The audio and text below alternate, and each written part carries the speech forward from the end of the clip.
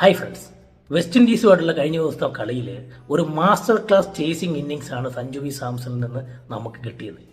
എല്ലാ കളിയും സഞ്ജുവിൽ നിന്ന് ഇത് പ്രതീക്ഷിക്കാമോ? യെസ് എന്നാണ് ഉത്തരം. പക്ഷെ പ്രൊവൈഡഡ് കുറച്ച് കാര്യങ്ങൾ ടീം മാനേജ്മെന്റ് ചെയ്യേണ്ടി വരും. അതായത് അദ്ദേഹത്തിന്റെ ഇന്നിങ്സിന്റെ പ്രത്യേകത ഒന്ന് ശ്രദ്ധിച്ചു നോക്കുക.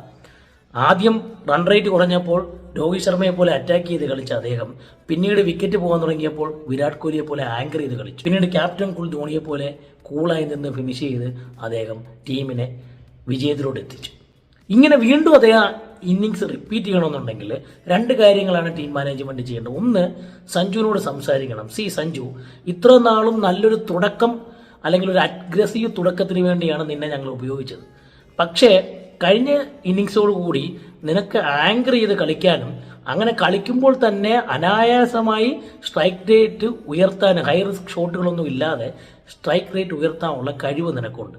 സോ അങ്ങനെയുള്ളപ്പോൾ ഇന്ത്യൻ ടീം എന്താ ചെയ്യേണ്ടതെന്ന് വെച്ച് കഴിഞ്ഞാൽ, let Abhishek Sharma and Ishan Kishan take the aggressive root.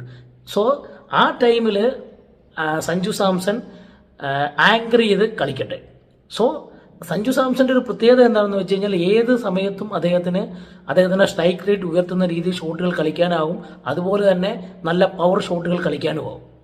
കഴിഞ്ഞ കളിയിൽ കണ്ട പോലെ തന്നെ ബൗണ്ടറികൾ നേടാൻ അനായാസമായിട്ട് നേടാൻ സാധിക്കും. അതുപോലെ തന്നെ അദ്ദേഹം ക്രീസിൽ നിലയുറപ്പിച്ചു കഴിഞ്ഞാൽ അനായാസമായി സ്പിൻ ബോളിങ്ങിനെയും അദ്ദേഹത്തിന് ടാക്കിൾ ചെയ്യാൻ പറ്റും. ആവശ്യത്തിന് ബൗണ്ടറിയും അതുപോലെ തന്നെ സിക്സറുകളും നേടാനായിട്ട് അദ്ദേഹത്തിന് കൃത്യമായി സാധിക്കും. സോ ഇന്ത്യക്ക് ആവശ്യമുള്ള രീതിയിൽ സ്ട്രൈക്ക് റേറ്റ് ഉയർത്താനും അത് ബാലൻസ് ചെയ്ത് കളിക്കാനും അദ്ദേഹത്തിന് സാധിക്കും. ആ റോൾ കളിക്കുന്നതോടുകൂടെ സഞ്ജുവിനും കൂടുതൽ കോൺഫിഡൻസ് കിട്ടാനും കൂടുതൽ ദീർഘമുള്ള ഇന്നിങ്സുകൾ കളിക്കാനും അദ്ദേഹത്തിന്റെ തന്നെ സ്റ്റാറ്റിസ്റ്റിക്സും മെച്ചപ്പെടുത്താനും സ്ഥിരതയുള്ള ഡിപ്പെൻഡബിൾ ആയിട്ടുള്ള ഒരു T20 ഓപ്പണറെയും അതോടൊപ്പം തന്നെ നല്ലൊരു ODI പ്ലെയറെയും ടീം ഇന്ത്യക്ക് ലഭിക്കും. So let Sanju take the anchoring role.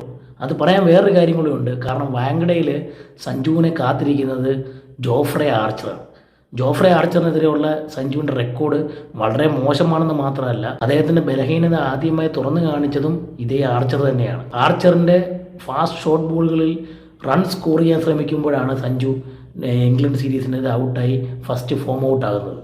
West ഇൻഡീസുമായുള്ള ഗെയിമിൽ ഷോർട്ട് ബോളുകളെ ഏറെ കളിക്കാതെ എങ്ങനെ പ്രതിരോധിച്ചോ അതേപോലെ തന്നെ ആർച്ചറിൻ്റെ ബോളുകളെ സഞ്ജു ഉറപ്പായിട്ടും പ്രതിരോധിക്കേണ്ടിയിരിക്കുന്നു. അദ്ദേഹത്തിൻ്റെ ലോഫ്റ്റ് ഷോട്ടിന് ശ്രമിച്ച് വിക്കറ്റ് കളയാതെ അദ്ദേഹത്തിൻ്റെ ബൗൺസറുകളെ വളരെ തന്ത്രപരമായി ഒഴിവാക്കാനും ഡിഫെൻഡ് ചെയ്യാൻ അദ്ദേഹം ശ്രമിക്കണം.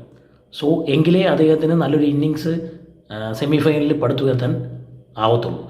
All the best.